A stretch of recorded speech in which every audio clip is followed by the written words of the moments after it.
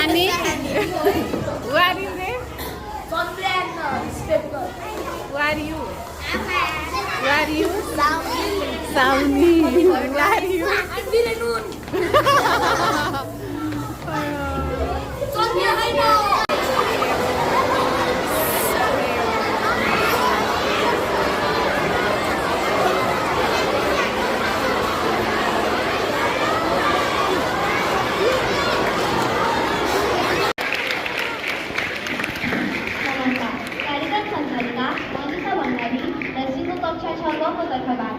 यस ज्ञानी सभामा उपस्थित कार्यक्रमका प्रति हामी विद्यार्थीहरूलाई विभिन्न आकार प्रकार दिनका निम्ति खटिनुहुने आदरणीय गुरुजनहरू, प्यारा भाइ बहिनीहरू र मेरा साथीहरूलाई न्यानो अभिवादन।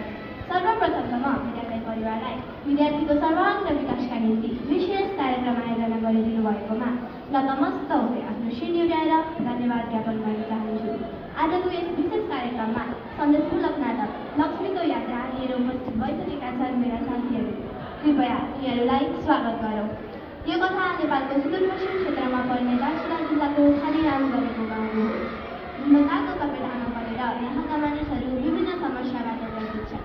अशिक्षा, अन्धविश्वास, गरिबी र मानवीय हिंसा। गत 5 वर्षमा मात्र 55 जना गाउँलेहरू यस गाउँबाट विभिन्न दलालको हातबाट खुलाखाटमा गाउँदै भारतमा लगेर बेचिएको तथ्य पनि देखाएको छ। यसै गाउँकी 13 वर्षीय बालिका लक्ष्मी सिंहको जीवनको घटनामा आधारित कथा हो। आउनुहोस् नाटकमा प्रस्थान गरौँ।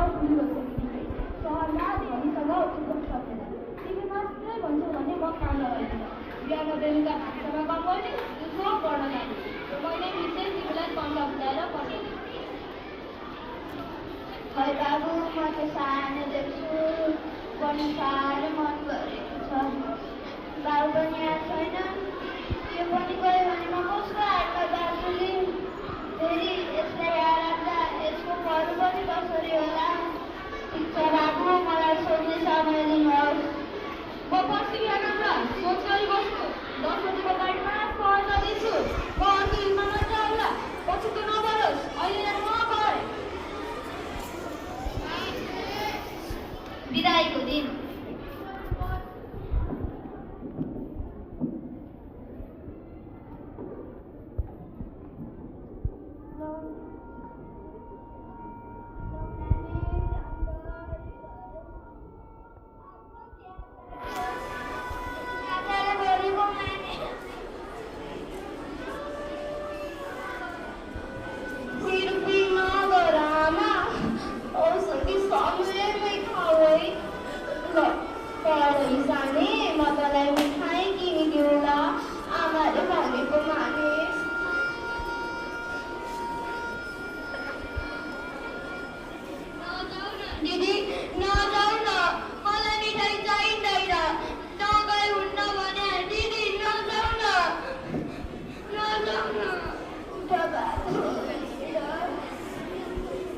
जयनेपाल सर अपरेसन दार्चुला। गोप्य सूत्र अनुसार भर्खर मात्र वीरे नामक प्रहरले लक्ष्मी नामक गरेकी 13 वर्षीय बालिकालाई विभिन्न प्रलोभन देखाई नाका बाहिर गर्न लागेको सूचना प्राप्त भएको छ। यसपालि यस पीडनाको क्यान्सरलाई डरै देखि उखालेर फेर्न म लागि पर्छु।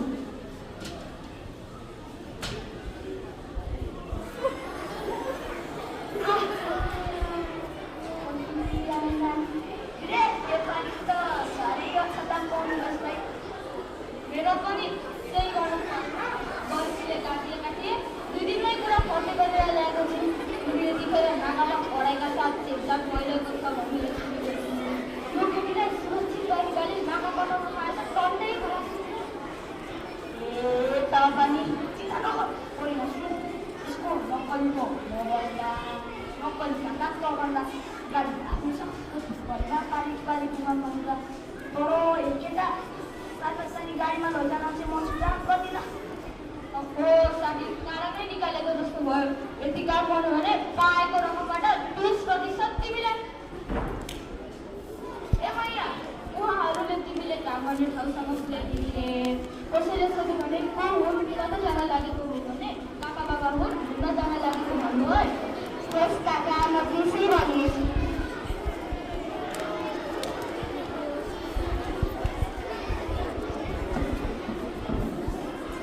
भारतमा नमस्ते स्वामी। ए नमस्ते नमस्ते। म तपाईँकै इन्तजार गरिरहेको थिएँ। तपाईँलाई गाउँमा सहज हुन्छ भनेर नानी ल्याइदिएको छु मैले। ल नानी भन त तिमीलाई के गर्न आउँछ? नमस्ते काकी, मेरो नाम लक्ष्मी हो। मलाई भात दाल तरकारी बनाउन, घर पुस्न, भाडा माग्न सब आउँछ। ढिँडो बनाउन चाहिँ अलि जान्दिनँ। आमाले भन्नु भएको ढिँडो मस्काउन पाखुरीमा बल पस्नुपर्छ अरे। हजुर भन्नुहुन्छ भने म त्यो भनी गरौँला। मलाई यो नानी पसन्द आयो। गौरी ए गौरी यता आएर उसलाई लिएर जाऊ त।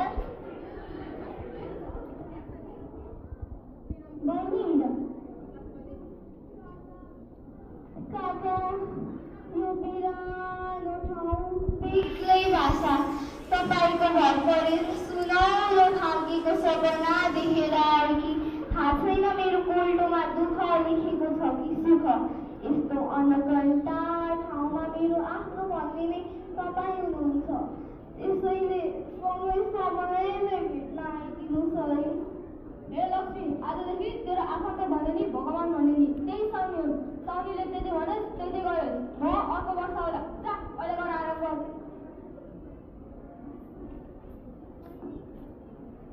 बहिनी हिँड भोक लागेको छ केही खान्छौ?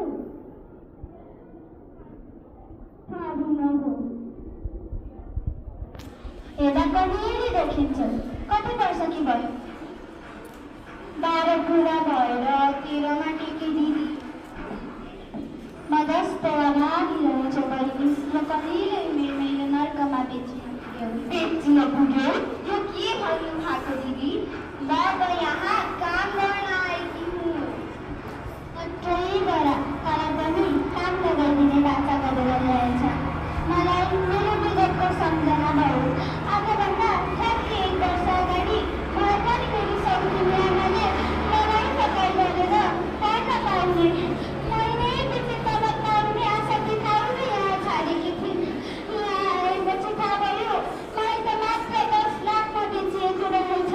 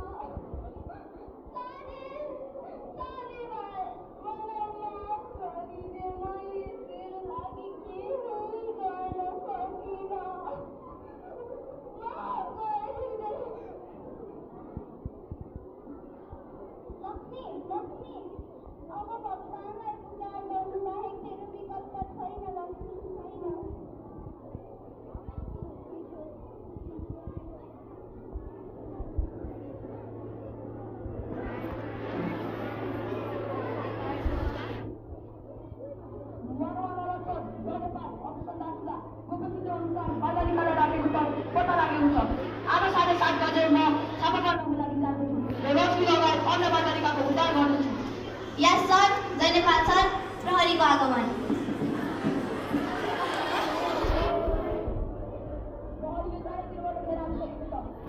आफूले समर्पण गर। चन्द्र होइन, इन्सपेक्टर चन्द्र प्रसाद छेत्री।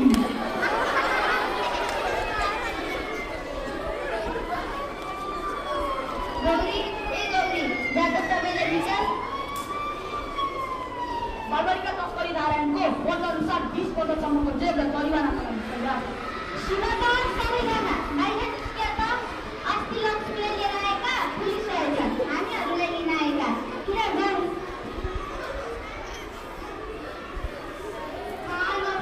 भगवानको हुँदो रहेछ।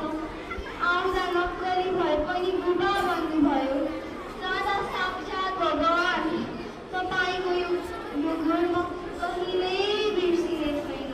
नेपाल आमाको सन्तान मेरा छोराछोरी रमाउने यो त मैले आफ्नो कर्तव्य मात्र पुरा गरेको हो। किन अब तिमी गाउँमै बसेर पढ्नुपर्छ? गाउँमा रहेको विसङ्गति र कुरीतिलाई डरैदेखि पालन गर्नुपर्छ। म पनि पढेर हजुर जस्तै नेपाल आमाको सेवा गर्ने इन्सपेक्टर बन्नेछु। नेपाल प्रहरीको अथक प्रयासपछि लक्ष्मी लगायत अन्य बालबालिकालाई नेपाल ल्याइन्छ। विभिन्न तवरबाट प्रताडित किशोर किशोरीहरूलाई बाल संरक्षण गृह कोपिला नेपाल जस्ता संस्थाहरूमा पुनर्स्थापना र सशक्तिकरणका लागि लिइन्छ, जसले गर्दा उनीहरूले अबका दिनमा सहजतापूर्वक आफ्नो जीवनयापन गर्दछ। लक्ष्मीलाई चाहिँ भने कुनै इन्सपेक्टर चन्द्र प्रसाद छेत्रीले लक्ष्मीकी आमाको अनुरोध आफ्नो संरक्षणमा राखी नयाँ जीवन दिन्छ, जसले गर्दा लक्ष्मीले आफ्नो पढ्ने इच्छा पुरा गर्न पाउँछ। हेर्दा हेर्दै दर्शक हुन्छ। आज लक्ष्मी तालिम, मेहनत र सहनशीलता पश्चात इन्सपेक्टर पदमा बढुवा हुँदैछ। आउनुहोस्, उनको खुसीमा हामी पनि सहभागी बनाउँ।